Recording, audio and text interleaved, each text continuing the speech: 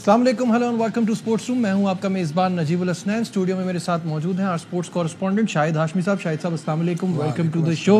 बहुत सारी चीज़ें हैं जो शाहिद साहब से डिस्कस करनी है। शुरुआत करते हैं जिम्बाब्वे का जो हमारा टूर है उससे, और इसमें हम बहुत सारे नए लड़कों को भी ट्राई कर रहे हैं। और जिम्बाब्वे मशहूर है कि वो अपसेट कर सकता है और हमें लिमिटेड ओवर्स में काफ़ी परेशान कर भी चुका है। क्लियरली पता चलता है कि वो तो ये सलाहियत रखते हैं और हम T20 2023 से अब तक बहुत ख़राब खेल रहे हैं, उस पर हम इतना बड़ा रिस्क ले रहे हैं। ऑब्वियसली हम ही ये कहते रहे हैं हमेशा कि जब किसी कमज़ोर अपोजिशन के ख़िलाफ़ खेलें तो आपके स्टार प्लेयर्स नहीं होने चाहिए, आपको यंग टैलेंट को ट्राई करना है, बेंच स्ट्रेंथ को बढ़ाना है। तो अब एक जगह थोड़ी सी ट्रिकी हो गई है पाकिस्तान के लिए। देखना होगा अब कि क्या पाकिस्तान करता है। और वनडे में तो ऑलमोस्ट तकरीबन वही प्लेयर हैं जो हमारे उसमें खेले थे अभी ऑस्ट्रेलिया की सीरीज़ में, माइनस बाबर आजम और वो फास्ट बॉलिंग अटैक। लेकिन एक मौका मिलेगा अब्दुल्ला शफीक को, साइम अयूब को कि अपनी वनडे में कारकर्दगी को मज़ीद बेहतर करवाएं। रिजवान भी होंगे उधर। कामरान गुलाम को ऑस्ट्रेलिया में एक मैच मिला तो कमिंस की गेंद पे आउट हुई। यहाँ थोड़ी लो बाउंस होगी, इतनी बाउंस नहीं होगी। बॉलर्स भी इतने मुल्तान से करीब होगा। हाँ, बॉलर्स भी इतने ऐसे हम नहीं है जैसे पैट कमिंस टाइम या मिचेल स्टार्क टाइप। तो कामरान गुलाम को भी अगर चांस मिले तो वो भी रन। लेकिन मुझे असल तशवीश T20 में है। जी बिल्कुल। T20 में 1.5 साल है, वर्ल्ड कप में तो आप कुछ नए प्लेयर ट्राई कर रहे हैं। उमैर बिन यूसुफ है और बहुत सारे प्लेयर होंगे जिनको ट्राई करेगा पाकिस्तान, इसलिए कि बाबर और रिजवान दोनों नहीं होंगे T20 जिम्बाब्वे लेग में। तो पाकिस्तान को नए प्लेयर चांस आजमाने का चांस मिला है। तो इसमें हारेगा भी पाकिस्तान तो उसको हार को अगर हम एक्सेप्ट करना पड़ेगा कि नए प्लेयर हम आजमा रहे हैं और हम अगर T20 वर्ल्ड कप के लिए कुछ कॉम्बिनेशन बनाना चाह रहे हैं तो फिर यही वक्त है, आगे फिर इतना वक्त नहीं रहेगा। बात यहाँ पे जो आ रही है ना, वो आ रही है सलमान अली आगा की। सलमान अली आगा की वैसे भी T20 में कोई ऐसी परफॉर्मेंस नहीं थी, बट सिलेक्शन कमेटी ने एक रिस्क लिया कि अक्रॉस ऑल फॉर्मेट हम एक नायब कप्तान ऐसा बना रहे हैं जो कि आगे फ्यूचर के लिए काम कर सके। लेकिन ऑस्ट्रेलिया में बुरी तरह नाकाम हुए। देखना पड़ेगा अब ये कि आपको वो उसने टेस्ट में और वनडे में तो अच्छी परफॉर्मेंस दी है। टेस्ट और वनडे काफ़ी क्लोज फॉर्मेट समझे जाते हैं, होते भी हैं। T20 ज़रा डिफरेंट है, अभी उसका बिल्कुल नया है। लेकिन अब मत भूलें PSL 9 में वो इस्लामाबाद यूनाइटेड से खेला और टॉप 3 में था वो रन गेटर्स में से। 300 प्लस मेरा ख्याल है उसके रन्स थे। तो इतना बुरा प्लेयर नहीं है। ऑस्ट्रेलिया की विकेटों पे एडजस्ट करने में वो नाकाम रहा। देखा हमने जो 2 मैचों में आउट हुए तो उनके बल्ले के बिल्कुल ऊपरी हिस्से पे गेंद लगी थी। जब आप पुल करने जाते हैं तो आपका बल्ले के निचले वाले हिस्से में लगे तो ज़्यादा शॉट अच्छा जाता है। वो बिल्कुल मिडिल वाले हिस्से में लगी, खड़ी हो गई, तो वो इतनी अच्छी कारकर्दगी नहीं दिखा सके। T20 में भी उनसे इतनी अच्छी कारकर्दगी नहीं हुई।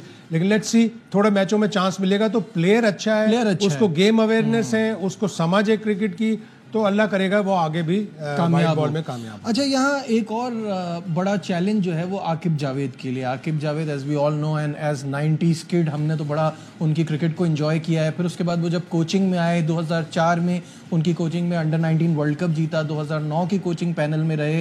फिर उनका जो कमाल का टाइम रहा with Lahore Qalandars, ground work उन्होंने किया, शुरू में नाकामी मिली, फिर बैक टू बैक सीजन जिताए। तो एज कोच उनको कैसा देखते हैं आप? कुछ भी नहीं था और फिर सब कुछ मिल गया कि 4 एडिशंस में लाहौर कलंदर के बिल्कुल लो टीम रही, आखिरी टीम रही। क्रिटिसिज्म भी उसने बर्दाश्त किया, लाहौर कलंदर ने भी क्रिटिसिज्म बर्दाश्त किया। वो एक डिफरेंट कप्तान लेके आए थे जो T20 में अच्छा था, सोहेल। उसके अलावा उन्होंने बहुत सारी चीज़ें नई करके दी। लेकिन उनका जो डेवलपमेंट प्रोग्राम था और आकिब की जो नज़र थी टैलेंट स्पॉट करने की, वो बड़ी ज़बरदस्त थी।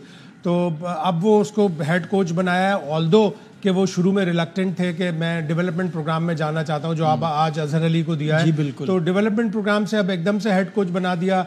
अब हेड कोच में अगर तो रिजल्ट अच्छे आते हैं तो पाकिस्तान को यही कोशिश करनी चाहिए कि हमारा अपना कोच हो जिसकी डेवलपमेंट पे भी नज़र हो, जिसकी इन प्लेयरों को भी जान पहचान हो। वो PSL में भी कोचिंग कर चुके हैं, तो वाई नॉट एक लोकल कोच, एक पाकिस्तानी कोच जो पाकिस्तान की क्रिकेट को आगे ले जाए। अच्छा, इनके ऊपर एक क्रिटिसिज्म ये बहुत ज़्यादा हो रहा है कि लाहौर कलंदर के लड़कों को मौका ज़्यादा मिलेगा, और कुछ हद तक ये बात समझ में भी आती है कि वो वहाँ इतना टाइम रहे हैं तो उन लड़कों को ज़्यादा अच्छी तरह जानते हैं।